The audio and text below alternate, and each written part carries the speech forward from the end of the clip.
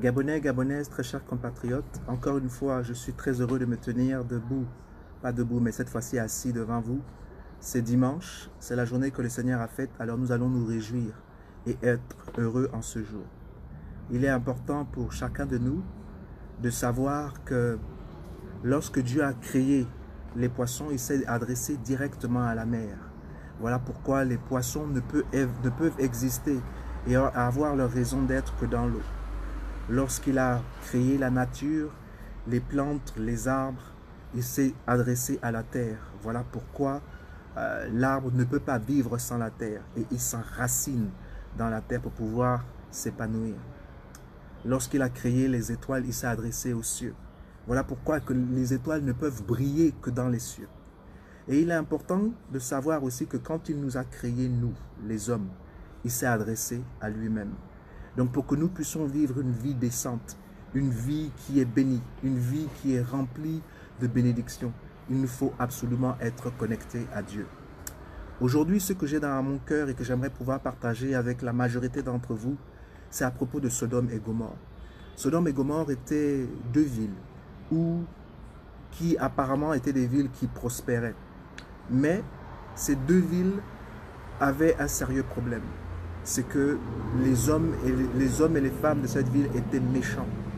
Les hommes et les femmes de cette ville méprisaient l'étranger. Les hommes et les femmes de cette ville étaient iniques et ils faisaient des choses qui étaient abomination envers Dieu. À un tel point que les cris de cette ville-là sont montés vers Dieu. Et quand ces cris sont montés vers Dieu, Dieu a décidé d'envoyer des anges de s'enquérir exactement de ce qu'il se passait dans la ville.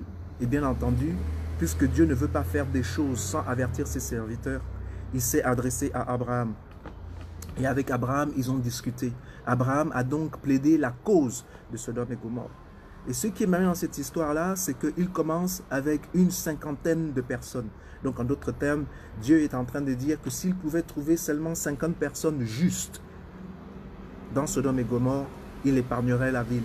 Et Abraham dit, mais si on trouve 45, donc c'est 45 personnes, épargnerais-tu la ville? Et Dieu lui dit, oui, je vais épargner la ville.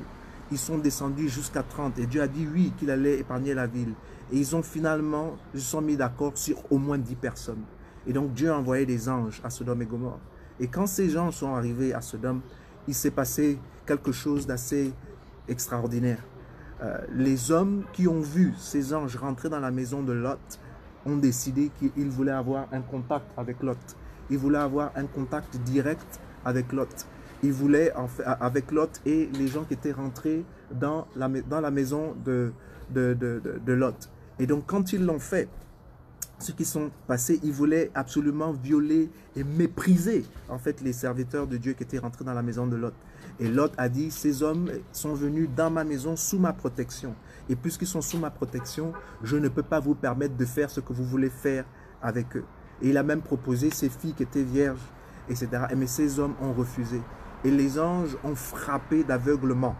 Donc, toute la cité. Et c'est à ce moment précis-là que Dieu a décidé qu'il allait complètement détruire la ville. Beaucoup de gens pensent que, en fait, Dieu a détruit Sodome et Gomorrhe à cause de l'homosexualité. Mais je pense sincèrement que c'est beaucoup plus profond que ça.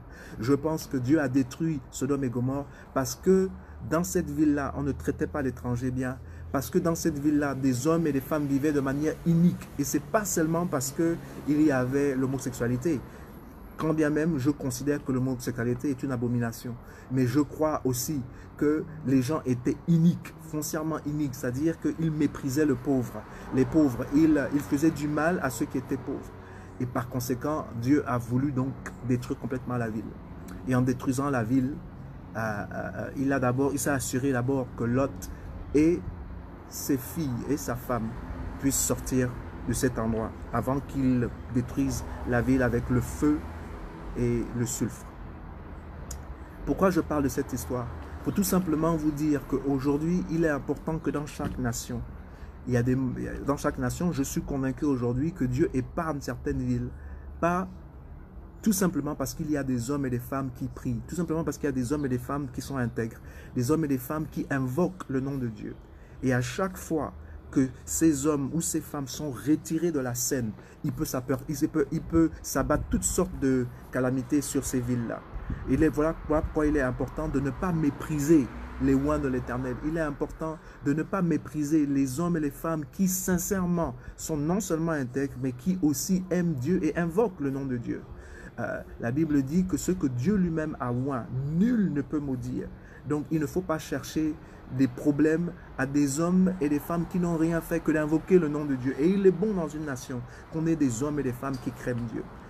Aujourd'hui, je crois que dans certains endroits, il n'y a plus de prospérité tout simplement parce que Dieu lui-même a fermé la terre. Et même la terre elle-même se rebelle. Elle se rebelle pourquoi? Parce qu'elle ne se reconnaît pas en ces hommes et ces femmes qui de manière unique gouvernent, qui de manière unique veulent s'imposer et faire des choses qui sont contre nature ou faire des choses qui sont contre les principes de Dieu. Et donc, il est important pour nous de nous connecter à ce Dieu-là. Comme j'ai dit, si nous voulons avoir une vie qui est remplie de bien-être, une vie qui est comblée, une vie qui est bénie, il faut absolument que nous soyons connectés en Dieu. Et donc, il est important que les hommes de Dieu prennent leur place et qu'ils puissent non seulement parler à la nation, mais œuvrer de manière forte à ce que cette nation change pour le bien du plus grand nombre. Je me rappelle de Élie qui était un prophète qui avait la possibilité d'invoquer non seulement Dieu, mais il avait la possibilité de s'adresser à Dieu. Et je me rappelle qu'il a dit qu'il ne pleuvra point dans la nation pendant 3 ans. Et ce qu'il a dit s'est réalisé. Pourquoi? Parce que cet homme-là n'a pas flirté avec le pouvoir. Parce que cet homme-là était un homme intègre et quand il voyait que quelque chose était mal, il le disait. Il n'avait pas honte de le dire, il n'avait pas peur de le dire. Il est important, encore une fois, que l'Église aujourd'hui prenne conscience qu'elle a un rôle. Et son rôle, c'est non seulement de sensibiliser, mais aussi d'évangéliser, de réconcilier les hommes avec Dieu, mais de dire aussi ce qui est juste.